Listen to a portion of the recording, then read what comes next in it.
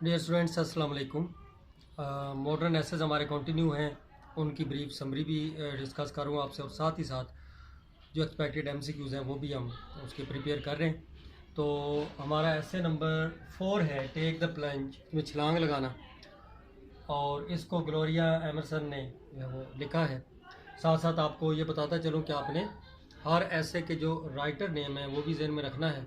हो सकता है आपसे ऐसे के राइटर का नेम ही पूछा जाए, एमसीक्यूज़ में वही पूछ लिया जाए, तो आपका वो एमसीक्यू ये ना हो कि मिस्टेक हो जाए। ये भी आपने साथ साथ, तभी मैं साथ साथ आपके सामने नेम लिख रहा हूँ। पेगो प्लान जो है ये बेसिकली ह्यूमन जो वीकनेस है या लैक ऑफ कॉन्फिडेंस है, इस चीज़ को प्रूव करने की एक स्टोरी है।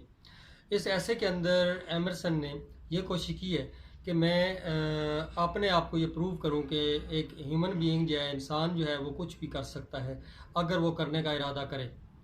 तो इसमें ये हुआ, ग्लोरिया एमरसन जो है उसको बाकी फ्रेंड्स वगैरह सारे जो हैं वो सम टाइम फ़न उसका उड़ाते थे, मजाक उड़ाते थे। लो भी तुम इतने वीक हो, तुम्हारा हाल क्या है, तुम तो कुछ भी नहीं कर सकती, और अगर तुमने कोई मतलब मुश्किल काम किया तुम्हारा क्या हाल हो जाएगा। उसने कहा कि मैं जो मतलब इस तरह स्काई डाइविंग करके दिखाऊंगी, तो उन्होंने मजाक उड़ाया मज़ीद कि तुम तो अपनी हड्डियाँ तोड़वा लोगी। इस तरह उसको काफ़ी ज़्यादा जो है वो टॉन्ट किया जाता था। तो इस चीज़ को इसने प्रूव करने के लिए इसने ये थोड़ा सा कह लें कि डिफ़िकल्ट टास्क है, इतना आसान काम नहीं है कि एक सैकड़ों जो फीट की बुलंदी से आप ऊपर से जाके आसमान से नीचे की तरफ डाइव करें, छलांग लगाएं, तो वो एक आसान काम नहीं है। तो उसने इस काम को चूज़ किया। उसने क्या किया कि US parachute centre first time जो ओपन हुआ उसमें जाके एडमिशन लिया, वहाँ पर इसकी ट्रेनिंग बाकायदा ली। और ट्रेनिंग के बाद, क्योंकि बेसिकली खुद तो एक जर्नलिस्ट थी, तो ट्रेनिंग के बाद उसने जो है अपना वो काम कर दिखाया, इस एडवेंचर को जो है वो प्रूव किया। तो उसने जो है वो स्काई डाइविंग की और उसमें सक्सेसफुली वो मतलब उसने लैंड किया, और किसी किस्म की बगैर किसी परेशानी के या किसी और डिज़ास्टर के इजीली उसने इस चीज़ को प्रूव किया। इस तरह उसने साबित किया कि इंसान जो है, ह्यूमन बीइंग जो है, ये एक सुप्रीम क्रिएचर है। तो ये फिज़िकली वीक भी हो, तो अगर इरादा हो, विजन हो और पैशन हो, तो इंसान कुछ चीज़ भी अचीव करना चाहे लाइफ में तो कर सकता है। तो यही मैसेज इस स्टोरी में है, और इसमें कॉन्फिडेंस को कैसे बिल्ड किया जाता है और अपने आप को कैसे दूसरे के सामने पावरफुल और स्ट्रॉन्ग प्रूव किया जाता है, ये चीज़ सारी उसने इस ऐसे में एक्सप्लेन करने की कोशिश की है। तो इसके जो है वो एमसीक्यूज बनाए हैं, उनको हम समझने की कोशिश करते हैं। अच्छा, सबसे पहले जब एमसीक्यू बनाया, राइटर ऑफ दिस ऐसे वाज बेसिकली, कि इस ऐसे में जो राइटर है वो ग्लोरिया एमरसन है। बेसिकली उसका अपना जो प्रोफेशन था वो क्या था, टीचर, रीडर, जर्नलिस्ट या पॉलिटिशियन। बेसिकली वो एक सहाफ़ी थी, एक जर्नलिस्ट थी। शी वॉज डैश, तो थिन एंड वीक, बड़ी कमज़ोर थी, या फिर लॉन्ग एंड टॉल, लंबे कद वाली, या पुअर, रूड, या गरीब और थोड़ी सी बदतमीज़ थी, या शॉर्ट एंड स्मॉल, छोटे कद की थी। तो हमने अकॉर्डिंग टू ऐसे बात करनी होती है हमेशा, इसलिए वो थिन एंड वीक थी, बहुत ज़्यादा वीक और कमज़ोर सी थी, इसलिए उसका सारा जो मजाक उड़ाते थे।